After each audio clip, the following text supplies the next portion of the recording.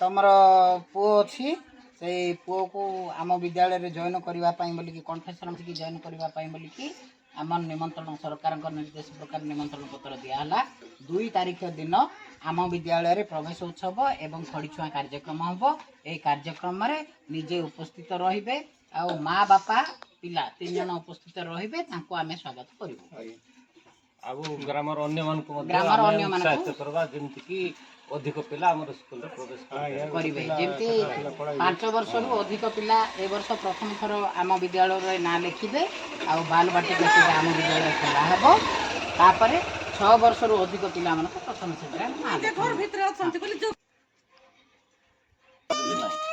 2 ତାରିଖ ଦିନ ତମର ଝିଅକୁ ଆମ ବିଦ୍ୟାଳୟରେ ନାଁ ଲେଖା ହେବ। ନାଁ ଲେଖା ହେବ। ସେଦିନ ପ୍ରବେଶ ଉତ୍ସବ ଆଉ ଖଡ଼ିଛୁଆଁ କାର୍ଯ୍ୟକ୍ରମ ହେବ।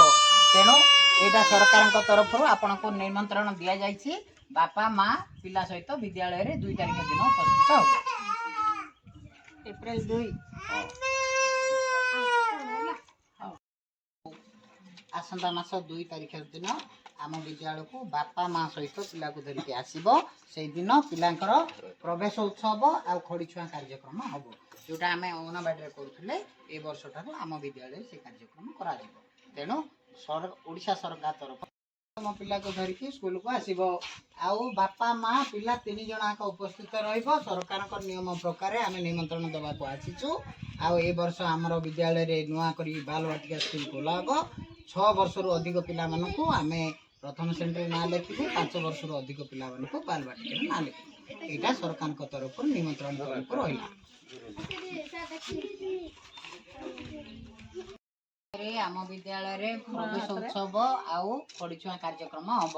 ସରକାରଙ୍କର ଏଇ ଏକ ଅଭିନବ ପ୍ରୟାସ ଯେ ପ୍ରତ୍ୟେକ ମା ବାପାଙ୍କୁ ଯେଉଁ ପିଲାମାନେ ଇଲିଜିବୁଲ ଅଛନ୍ତି ତାଙ୍କ ମା ବାପାଙ୍କୁ ସରକାର ନାହିଁ ବିଦ୍ୟାଳୟକୁ ନିୟମିତ ଭାବରେ ଛାଡ଼ିବା।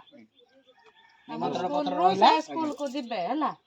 ତମର ପିଲା 2 ତାରିଖ ଏପ୍ରିଲ 2 ତାରିଖ ଦିନରୁ ଏବେକୁ ଆମର ସ୍କୁଲରେ ଆସୁଥିବେ।